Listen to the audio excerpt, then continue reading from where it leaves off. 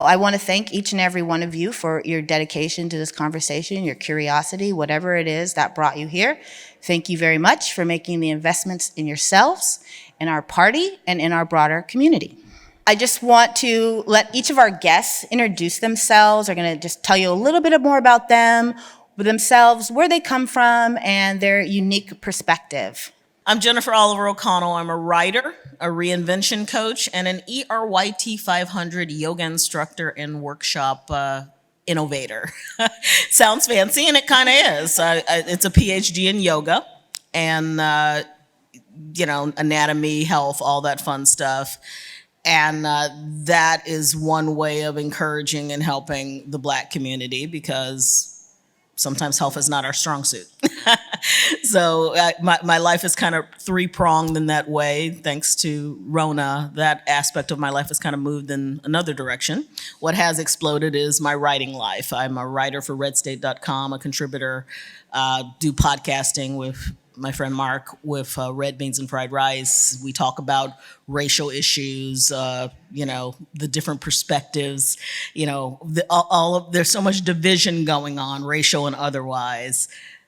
We want to talk about unity because, when we grew up, and it was about us coming together and finding common ground. So I look for the common ground, no matter what the race. But in terms of our people, the Black race, finding out the things that speak to your self-interest as well as speak to your community, and then really attaching yourself to being active in doing that.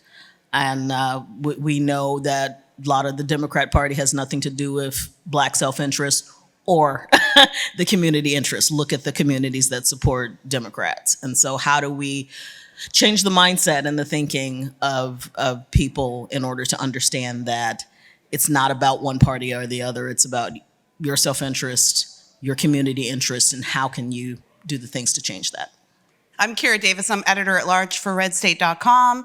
My podcast, Just Listen to Yourself with Kira Davis, is available wherever you find your podcasts. It's a podcast dedicated to breaking down your talking points and helping people to dig into the ideas that we think we believe. I really believe part of the issue with the tension in political discourse these days is because most people can't really articulate their beliefs, and it leads you to frustration. If someone's not getting you right away, then you get frustrated and you feel like you need to convert people when really we just need to be having conversations. It's not our jobs to convert anybody. It's only our jobs to represent the truth and represent what we believe, but we can't if we don't know exactly what we believe. So I like to take talking points on different issues across the spectrum. I mean, I do marriage, I do parenthood, I do critical race theory. My biggest episode of Just Listen to Yourself was on Black Lives Matter and the difference between the organization and the sentiment and how those affect the Black community. I'm a former liberal. I was born to godless liberal hippies and was raised a socialist up in Canada, became an American citizen at 18. And it was my service in the Black community in Gary, Indiana. I married and moved to Gary to be with my husband, and his family were entrenched there. And I began serving the community and got to see how all the policies that I always believed in worked up close. And then I realized, they don't work at all. So that was the genesis of my shift towards conservatism. And I'm a conservative because I love Black people. That is really how I got to be a conservative. That is the God's honest truth. So I feel very strongly about evangelizing, conservatism. I am a Christian as well, despite the godless parents. And I do believe that the gospel of Christ and the gospel of freedom go hand in hand. So I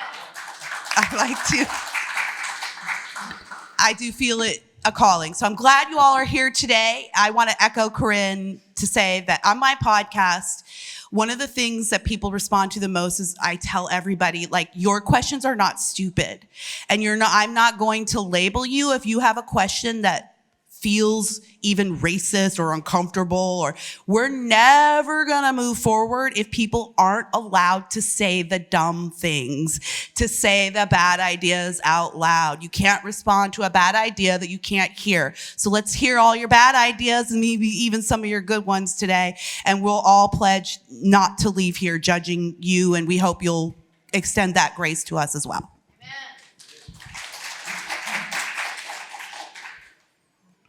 Pastor Hawkins? So I'm a father, a former felon, a pastor, and a public servant. Representative Jimmy Dixon in the state of North Carolina said, if the Republican Party does not engage the black community, it's the death of the party. Do you guys understand that? The Republican Party was founded for one reason, and that was in 1854 to free the slaves. That was its purpose. We're definitely not going to win 2022, 2024, or even moving forward without minority engagement. You know, I've been doing this for a while. I've been black my whole life. I didn't wake up one morning and decide to be black. This skin has been me my whole life. As a matter of fact, my beautiful wife, we grew up right here in San Diego. We've been knowing each other since we was 8 years old. Grew up in church right down the street from here. So this is my background. This is my city that I grew up in. And so I would love to see individuals. So let's commit to, before this is over with, let's pack this room, because that's how we're going to win. We're not going to win with what we've been doing before, right? That's insanity, right?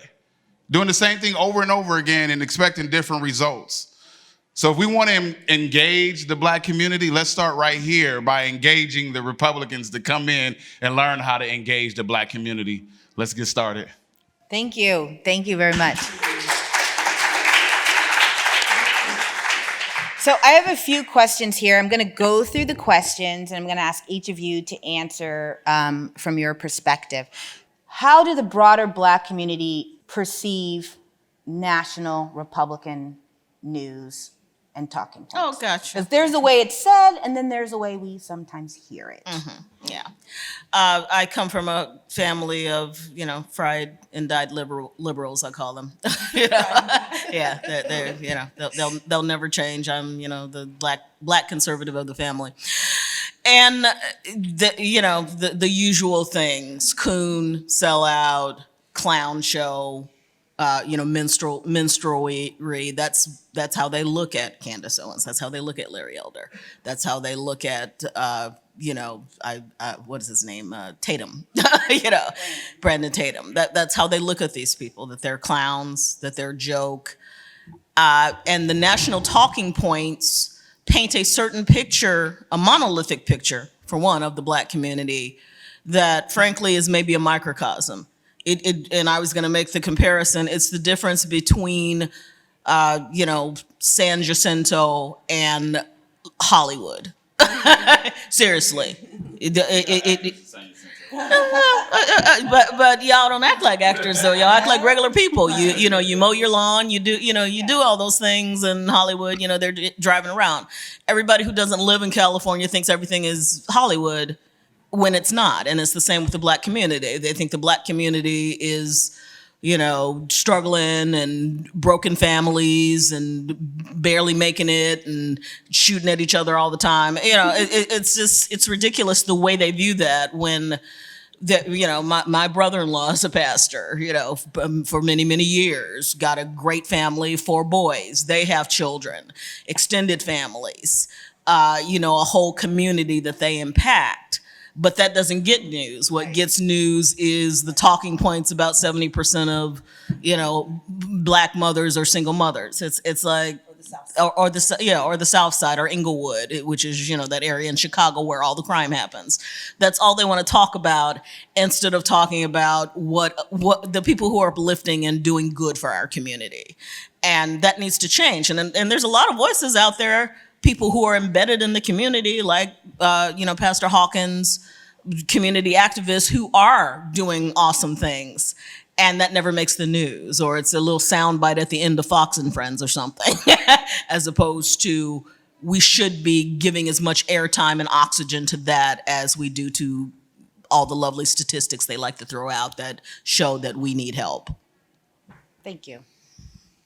Yeah, I'll echo what Jennifer said. I mean, if you we talk a lot about inclusivity and being seen and being invisible. And if you want to really be invisible, be a middle-class Black family. Like, we really don't exist. But I'm raising a Black family in Orange County, in South Orange County. And my husband and I both lifted ourselves out of I hate to say lifted ourselves because it's all by the grace of God, but out of poverty, and we worked very hard to get to where we are today. And we are often dismissed in the conversation of what Black people can achieve and what Black families can achieve. We have struggle in our past, but we don't identify as struggling. You know, we identify as having already won the race, which is part of faith. But also, I believe, just to echo what Jennifer was saying, I'm trying to edit myself, Corinne. Okay. I'm trying. There are talking points and there are realities. Again, this is why I do my podcast. Just Listen to Yourself with Kira Davis. Hit subscribe right now. And what I always try to tell my white conservative brothers and sisters is that whether you like it or not, Black people speak the language of race. And that's just how it is. It might not be fair. You might want to come back at me with race is just a social construct. I mean, so, you know, it is what it is. We need to deal with the world the way it is and not the way we wish it could be.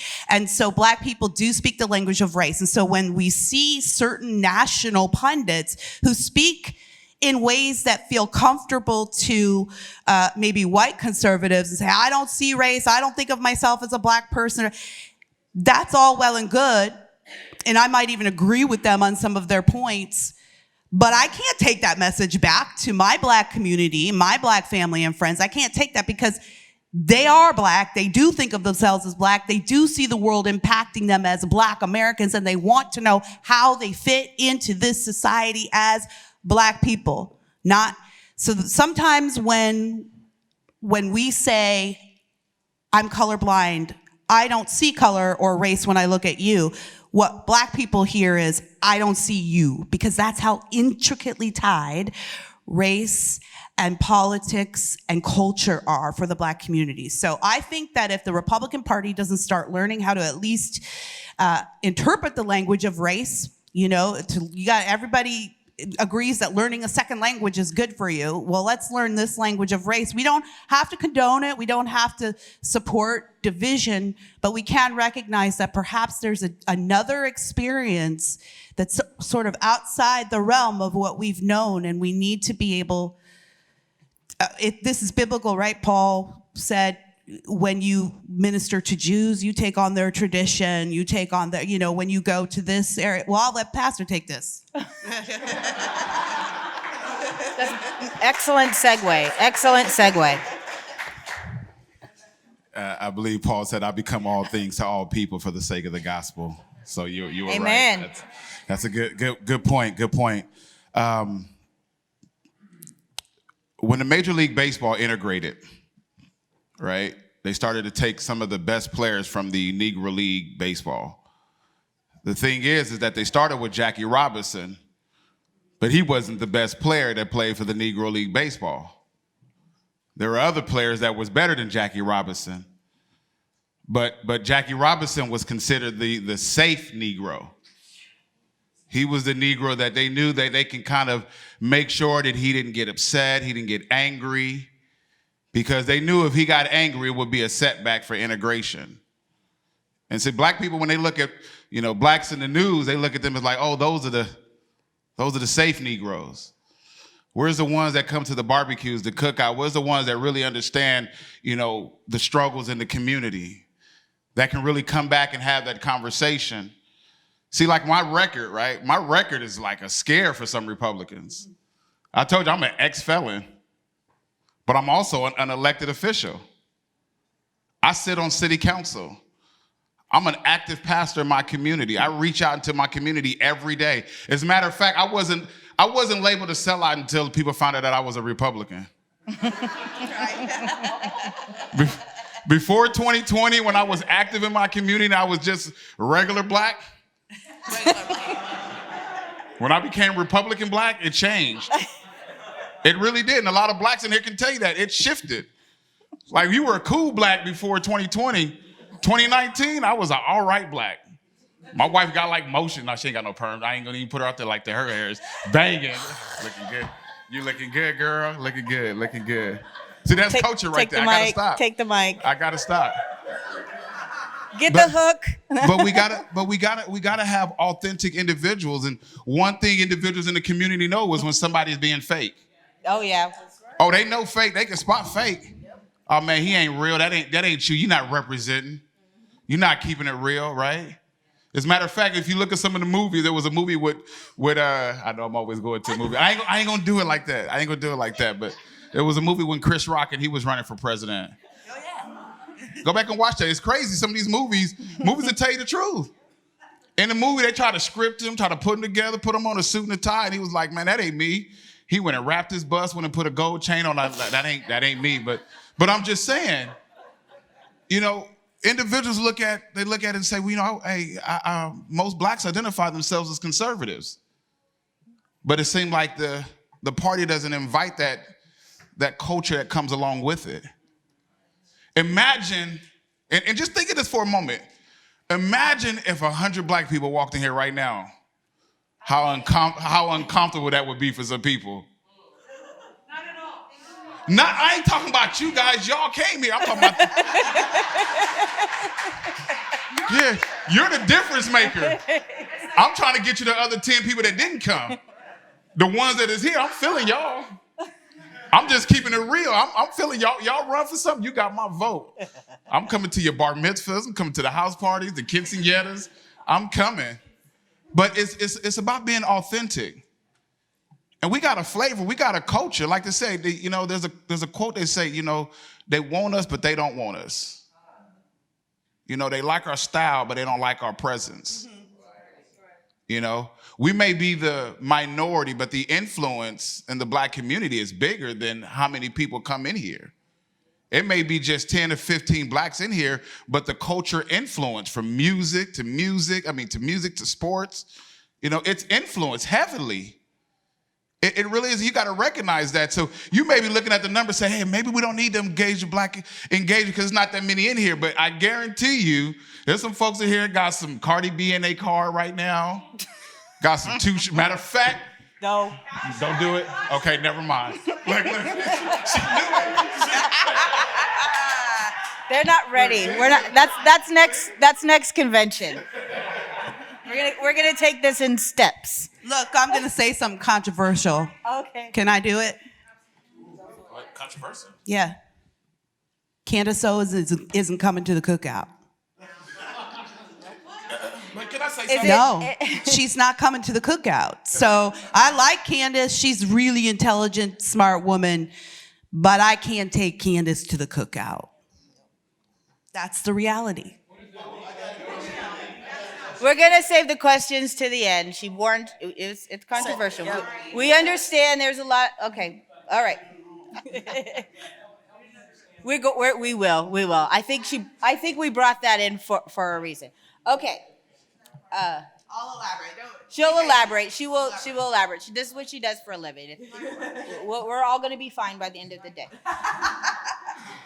Okay. I want to talk and let's touch on this really quickly. So there's a lot of people that may be in this room or who are in this room who might be running for an office or who know somebody who's running for an office. I want to just, if you guys can really quickly, this is something that gets overlooked sometimes, but how important is it for candidates and Republicans to engage with Black media? 1,000%. You must engage with Black media. There are, just like there are people who only read the New York Times, there are people who only read Griot and the Writ. And they filter their news through those avenues. So it's important, if they refuse you, that's another story. But a lot of them won't. A lot of them want to hear from some of these conservative candidates, Black Republicans, the grassroots candidates. They want to hear from them. And sadly, some people in the party have pushed them away from those avenues, saying, "Oh, they don't matter. They're not important." No, it's very important. You must engage with, again, that hidden percentage of people that you may never see, but they do influence the decisions. Greatly. Yeah. In fact, that's why I took my podcast, Just Listen to Yourself. I purposefully took it to an urban network. It's a conservative leaning podcast, but I didn't want to go with the typical conservative channels because I wanted to reach an urban audience. I want to persuade. I don't need to preach to the choir. Choir, y'all got your robes and you sound beautiful, you know. I want to bring some more people to hear y'all. So I want to purposefully reach out to communities that wouldn't necessarily even give my message the time of day, but because it's on an urban network, they're turning it on and listening before they're seeing the labels on it. And it's been extremely productive, and my urban audience has really skyrocketed. And I think we do have to go out there and find and not be afraid. See, I don't think it's fair to accuse Republicans of being completely just ignorant of the case. Some people are afraid because they feel rejected, you know, and they feel like they're gonna get rejected. And a lot of times you may well get rejected. I'm not gonna lie and pretend like there's no rejection in the Black community out there for you, but Jennifer is right that there are plenty of outlets out there who are willing to explore different points of view, if for no other reason than they want to get you on there to tell you about yourself, and that's when you surprise them with your logic and your reason and your passion. I have yet to meet a liberal broadcaster that has brought me on where I haven't at least changed their mind about who I am. Because they all have their stereotypes. We all have our stereotypes. They do too, even though they don't want to tell you that. Think of it as an opportunity to smash stereotypes. And it does take being brave, but I mean, to run for office takes a certain amount of courage. So summing it up. Yeah, and thick skin, you're right. Absolutely. You know, my district is heavily Hispanic. I don't speak Spanish, but I know that, you know, in order for me to win my district, I have to engage the Latino community. And so one of the things I do every week, about Sunday, I send an email. I write an article in the La Prensa Hispana newspaper. You know, I go out in my district. I put some 6,000 miles on my car every month, driving out into my district, meeting with a lot of Latino pastors to engage that community. As a matter of fact, I wrote an article a few weeks ago called "Brown is the New Black." You know, how the Latino community can learn from Blacks voting Democrat the last 100 years. And, you know, it became a huge article for me. We have great talking points. You know, Nancy Pelosi and the Congressman Ruiz that I'm going up against right now, they held aid, COVID aid, you know, so they can secure the White House. That's a huge talking point in the inner city community. You know, we talk about Black publication and reaching out to the Black community. Like we're not like some like crazy species or something. You know, we're human beings in the same way, and it's time that individuals look at individuals in the same capacity. We have children that go to school, and it's the reason why last year I sued Gavin Newsom to open the schools back up. You know, I was on that lawsuit with Harmeet Dillon last year. That's the reason why I'm a proponent right now for school choice. You know, my name is on there to put school choice on the ballot next year. And so these are the same concerns. We make it seem like Black have different concerns than the rest of America. They don't. They have the same concerns. When they go to the gas pump, there's no Black gas. You know, not yet. Not yet. Dang it. Thank you for that, you guys. If you don't know, you know he's here all night. So Kira kind of touched on this a little bit, and before anybody, you know, I don't want this to be a defensive conversation, but we hear a lot about the Black community not being a monolith, right? Which is very true. We're not. We're just like every other community. We're not a monolith. Individuality, and what I heard from my good friend Joe Collins yesterday is about how important it is for us to be able to express our individuality and within the Republican Party. Can you just elaborate on that? Black people are not a monolith. Individuality is important. I'm going to steal from the CPAC panel from Maj Touré did a panel with Shamika Michelle, Sonny Johnson, and Rich Valdez, Hispanic guy who runs Mark Levin's show. And Shamika said a profound thing. She said, there are Carlton conservatives and there are Will conservatives. Fresh Prince of Bel-Air. And, you know, you can't take a Carlton conservative to the fish fry. You can't take them in the middle of the hood, but you can take Will. So only limiting ourselves to those acceptable conservatives, those safe Black conservatives, then you're cutting out a huge voting block, and you're cutting out reaching people. As you know, Pastor said, gas prices are the same for me as they are for my husband, who happens to be a vanilla swirl. You know, it's not going to change. So the concerns that concern the Black community also concern every community, and that's really you present. But if I was to come up in terms of, you know, going in and talking to people, I might be less accepted than Kira. You know, because we got different styles, we have different approaches to things. And then there are other places where I know when I was a kid, I was very well respected. I was teased, obviously, and because of this, but also there was a great deal of respect with the fact that I was smart. I could talk, I could read. You know, that's a point of respect. They don't want to say it's a point of respect, but it is a point of respect.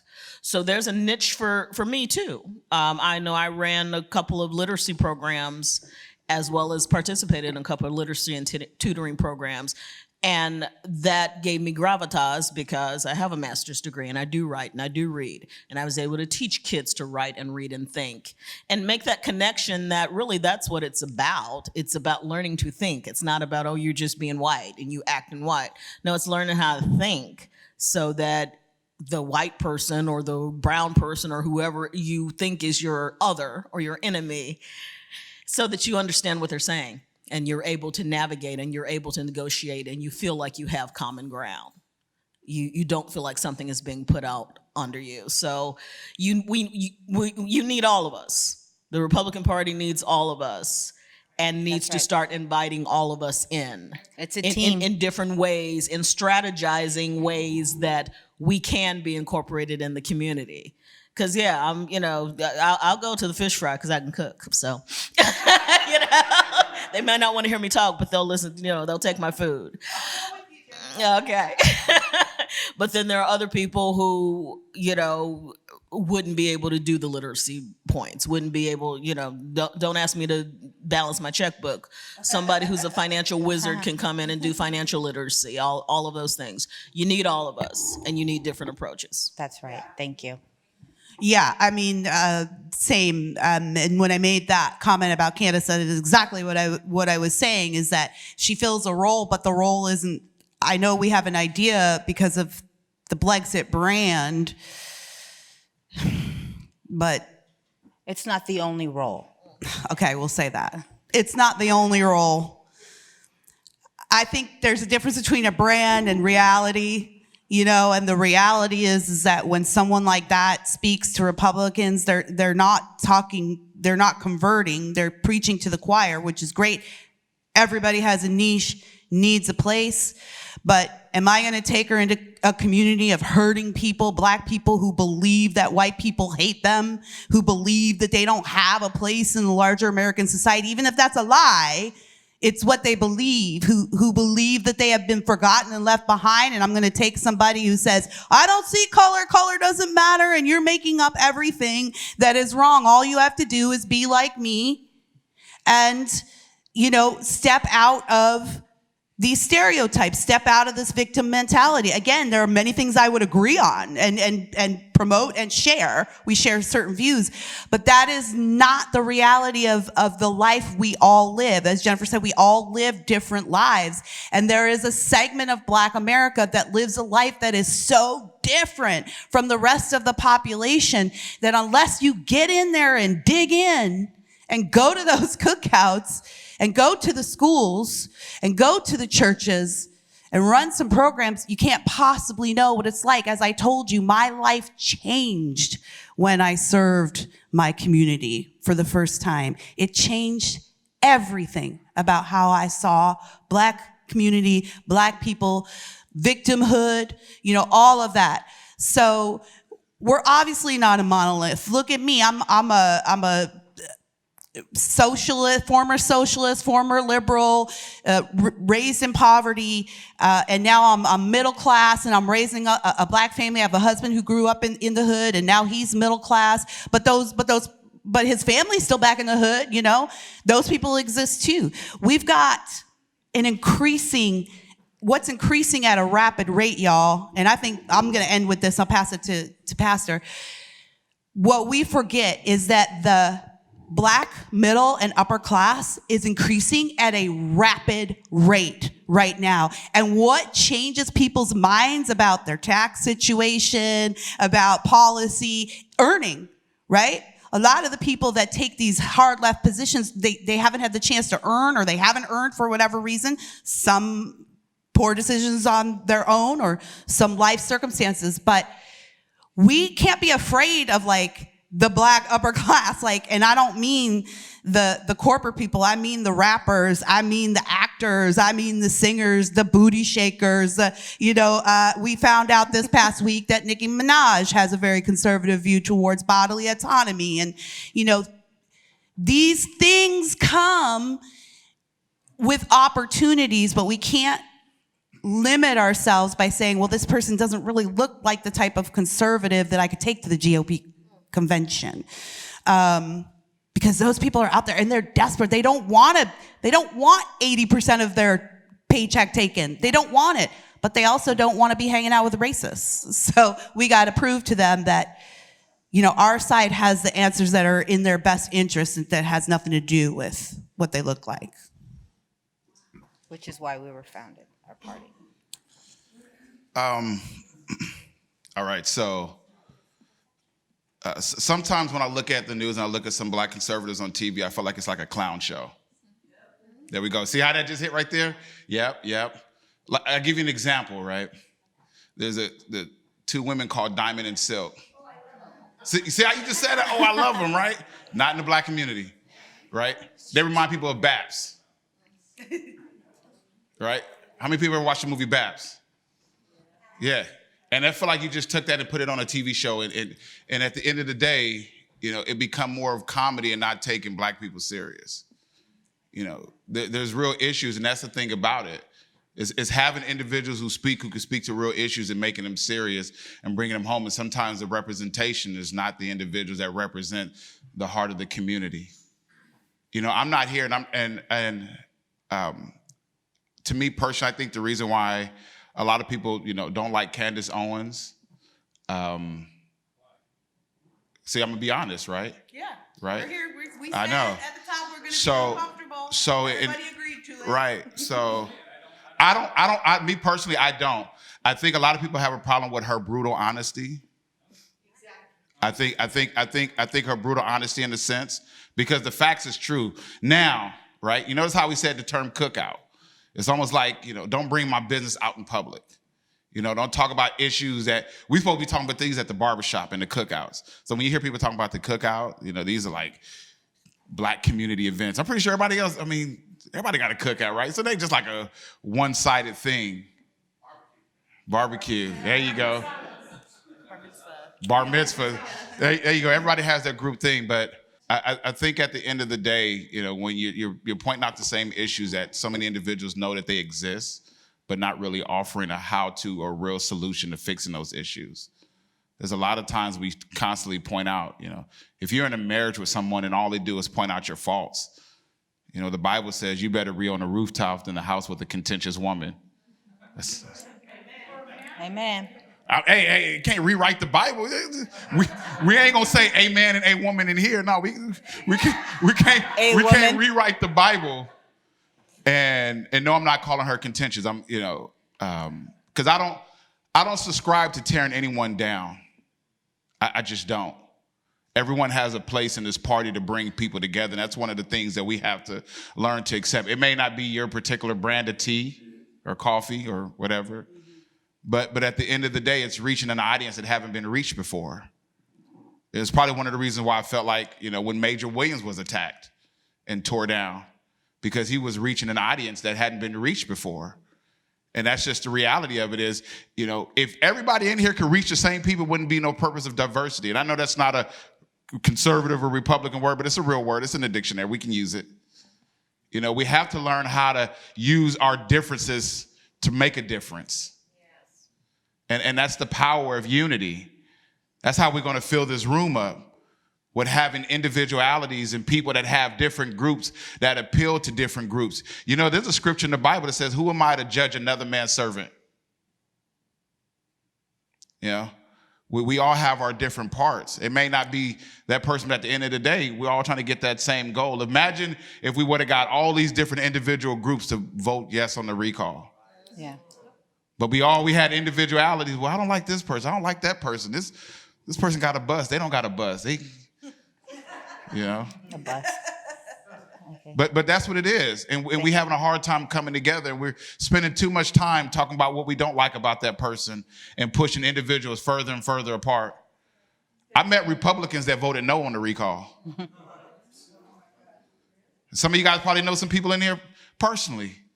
So that should tell you something when somebody's so angry at their own party that they say, I'd rather have my enemy. I'd rather vote for the enemy because we cannot come together. Thank you. So, okay. Yeah, we should let people. So now we're going to open it up to Q&A. And I want everyone to keep in mind that what we are sharing here are perspectives and experiences. So, you know, I know some of the things you have heard may be surprising to you or unexpected, but I want to, before I go into calling questions, I want you to understand that you can't argue with a person's experience, okay? Because everybody's experience in this life is their own.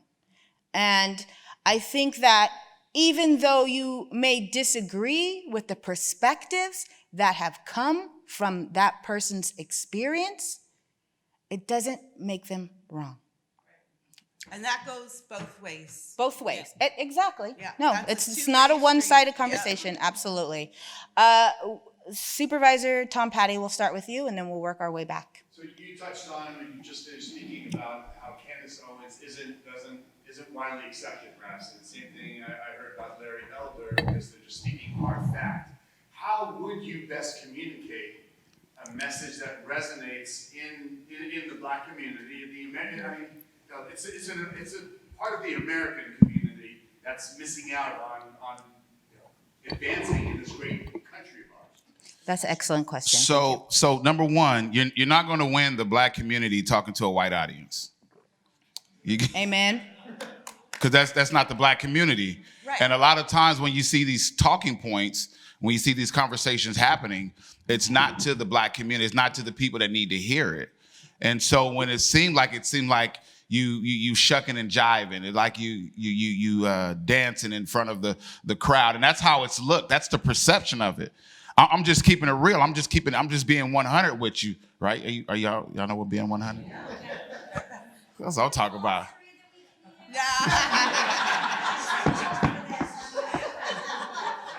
Y'all got the same emojis. Y'all see we gonna stop acting ignorant too, because y'all got that same 100 emoji on there. That's what keeping 100 means. We just take the D off of it, keep it 100. No, but the reality of it is to engage and to go out into that community. And I'm not talking about not during election time either. Not setting up and making it seem like it's a charity case. Like, oh, let me come in here and, I got 5 black people at my event and you constantly panning the crowd right over there. I'm talking about like a real authentic engagement. One thing the Democratic Party do is they act like they care. Yes. They act like they care. They're good at it. Right? Like, Acting like So how would you, I've seen Candace Owens in a room of all African Americans, and they're just shouting and yelling. well, that's the reason. That's the reason why I said I didn't have an issue with her, because she has gone into the battlefield. She has gone into the place. I don't know her personally, never met her, anything like that. But I'm talking about, and I'm not talking about just on media either. I'm not talking about a media thing. I'm talking about going into the heart of where the issues are at. Going to, they're like right here in San Diego, it's called the CAGOP Center. Right, there's a lot of events that go on over there. It's a young man named Carlton Overstreet and another gentleman that get together, and they bring thousands and thousands every week. Conservatives should be out there at that same event. It's not excluded. We went down there. Me and my family, we went down there. It's not excluded from anybody else. But going into those events, going into where black people are at, go get you a fade. I'll take you to the Imperial Market.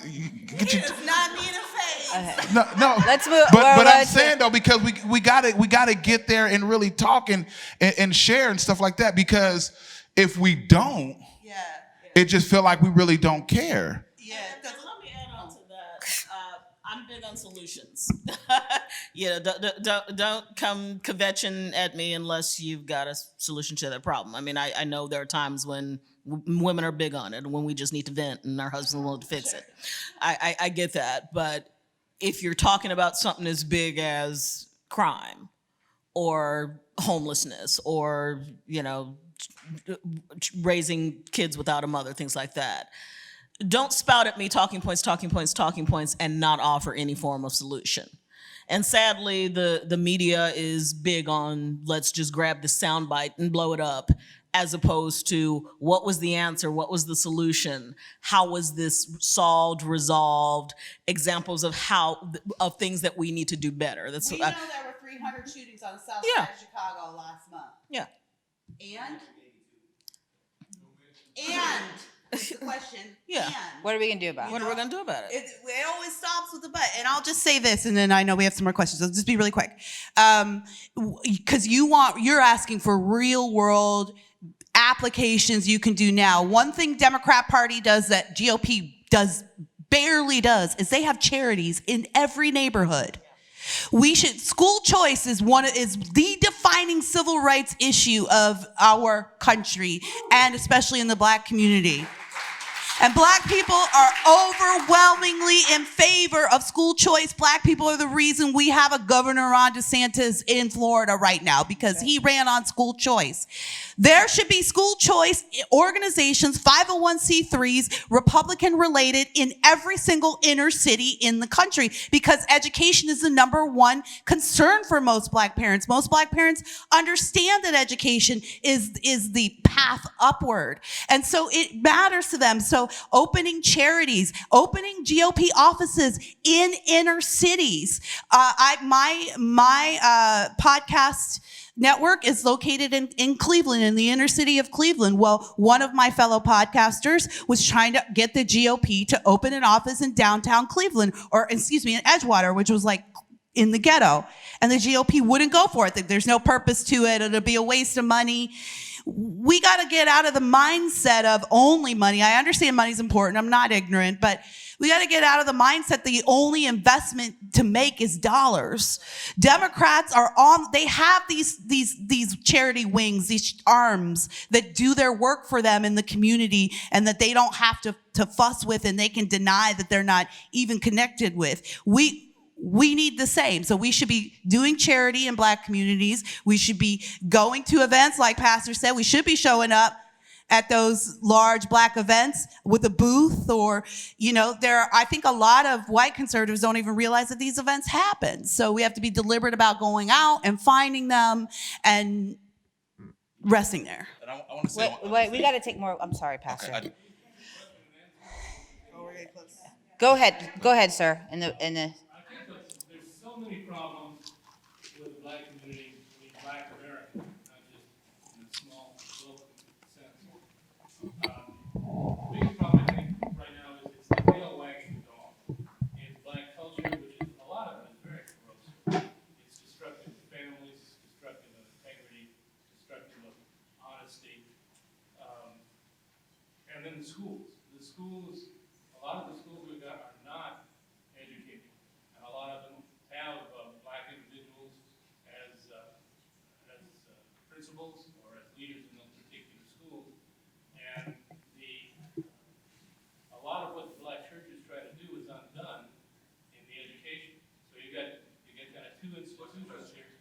Thank you, Tony. Take each of those in Greg, what's your question? Thank you so much on behalf of our board of directors. Thank you so much for putting this together. Thank you, our panelists. Corinne. When we do show up at these organizations, can you give us some do's and don'ts about how to act? I'm gonna tell you this. That was on my list of questions. I'm gonna tell you this, and I do want to respond though to a statement he made, because you did say Black culture is corrosive, and I would push back on that. I would say that there are certain, like maybe urban culture is corrosive. Do you know what I mean? Like maybe inner city culture is corrosive. I wouldn't, because I'm Black, my family's Black, and we're God-fearing, conservative. So, and we would definitely say we represent Black culture. So I would just push back on that. But I do understand what you're saying. I'm not dismissing it. So for you, I'm going to let these two answer as well. My opinion on the issue is you go in being yourself. Don't try to be anybody else. That's what gets you respect, right? It's the people, this is what Pastor was saying earlier, like the people that we perceive as shucking and jiving or trying to be cool or trying to be down or trying to be something that they think the other person wants to see. You don't need to be that.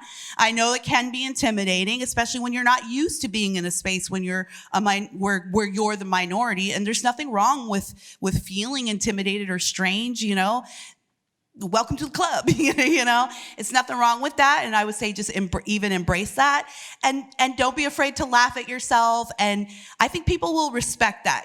People respect sincerity no matter what color they are. One of the things, Greg, my mom always taught me is that God gave me 2 ears and 1 mouth because I'm supposed to listen twice as much as I talk. Yep. So I would say listening, like I said, you may not agree, but listen and just receive the information. Exactly. It's about building a relationship. And you don't build a relationship in a 5-minute conversation or a 15-minute conversation or even a 1-year conversation. So if you're building a relationship with the Black community, then you need to engage and you, as she said, you need to listen and you need to be yourself. Now, there may come around where ultimately you being yourself is going to get them asking questions. And that's your opportunity. But you have to have that foundation built first. And first of all, my encouragement is go do this stuff.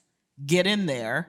In terms of the school choice and changing minds about education or infiltrating and combating what happens in education, this is why literacy programs are huge. Boys and girls clubs, tutoring programs, whatever you can do to get yourself in there. And you can have them read in any book you want them to read. I have 5 key books that I have kids read because it not only tells them about themselves, but it tells them how to think. When I ran a 501c3, I could find money. I couldn't find people. As a Black conservative, getting into our community, into our local GOP, how do you feel like we can stop being the token? Because a lot of times I see that we will, keeping it real, white Republicans are like, yeah, we want to include you, but shut up and look pretty. Right. Like seriously, because we have Oh, it happens. Yes. Absolutely. We want to include you. So how do you remove your cultural norms to check these people and say, I'm not your token Negro? So before you answer that, I want us to be respectful. That what she's saying is not an attack on anyone. Remember, perception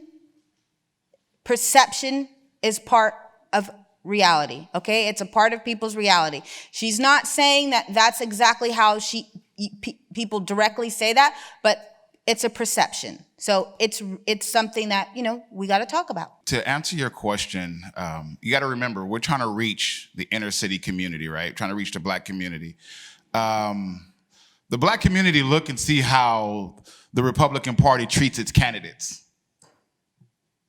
They look and see how they don't really get behind Black candidates as much as they get behind white candidates. They pay attention to this. This is conversation that happens. Yeah. Right? So we can't be ignorant of that, right? The Bible says, I'm always going to quote the Bible. Do not be ignorant of the devil's devices. We got to be smart. And this is what's being watched and being paid attention to. And so that goes back to your question too, Supervisor, is, getting behind, minority candidates that want to go and reach minority communities in the way that they know how to reach minority communities and support the way they go out and reach minority communities. Because we're not trying to get somebody to become conservative to change who they are, right? Right. We still want them to be who they are and accept who they are. And I think that's one of the big problems. Individuals feel like, oh, I can become Republican, but do I have to change who I am? And that's what's often shown when they see certain blacks on TV or certain blacks that get on the news. They're like, oh, that's not who I am. You're not being honest. You're not talking about real issues. And it seems like the moment it talks, the moment it says that, right, individuals get offended. Like, even when Corinne, she had to do a disclaimer. That just goes to show you how tough of a subject and a conversation it is. Because from here, I can look and see that it's a discomfort of having this conversation. But the perception is reality. This is what people are seeing. And if this is what people are seeing, then obviously it's something that we're doing, or something that we're showing, or something that we're allowing to happen. And we can definitely change that, because I'm going to tell you right now, blacks identify themselves as conservatives. They really are. They really do. The more you talk to them, I had this conversation with my parents, and at the end, I said, man, let me go ahead and get you a voter registration form. Right? Because you just told me that you're Republican. Yeah. My dad was like, why don't people just go to work? Dad, you keep talking. Why they got to live off the government, Dad? You're going 2 for 2. Second Amendment, all of Right, the above. Yes, Second Amendment. All of Black the people, above. we love guns. We love guns. Oh, yeah. And just to echo that, I understand that there is a conundrum for white conservatives as well. Like, I'm already hearing your thoughts out there going, well, how do I invite black people in but not make them feel like a token? Like, I want to go, because you do have to be deliberate about seeking out. This is a pet peeve of mine too, that the GOP is never really deliberate about seeking out diversity. So you do have to be deliberate, but then there is that aspect, like I've run up against it even in my media appearances and some jobs that I've applied with certain networks that is like, well, we already have 2 black conservatives.